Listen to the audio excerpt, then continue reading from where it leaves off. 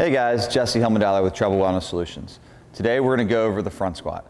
So the front squat, not any different than the air squat, the dumbbell squat, or the back squat. Now we have a load in the front rack position, a little bit more upright torso, and I'd say not as much of the hips breaking first. In fact, the hips and the knees are probably breaking at the same time. So Andrew, if you want to go ahead and come on in.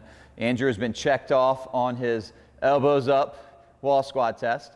He's actually, I like to really coach the two-finger approach here. So you can take two fingers and really dig into the bar here, wrap his fingers around the bar, and then get his elbows up as high as he can. Everything's nice and tight. Glutes and abs are on. Shoulder blades are backing down.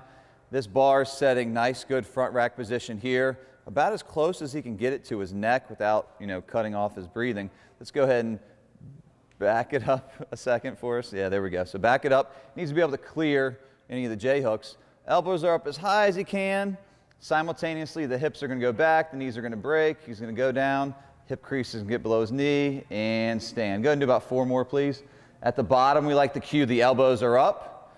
As always, he wants even and equal weight distribution across his entire foot.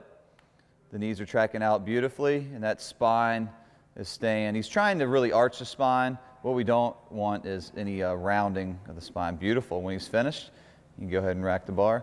As we start loading up a little bit heavier, what we'll find is that bar will probably sit a little bit more truer on Andrew's shoulders, be able to get the elbows up a little bit higher, and just a little bit crisper, cleaner form. So in review, got to make sure that the elbows up wall squat test is passed before we start front squatting. The front squat no different than the squats we've done before. We just now have a load in the front, really trying to drive the elbows up, trying to keep the midline nice and maintained. Good stuff.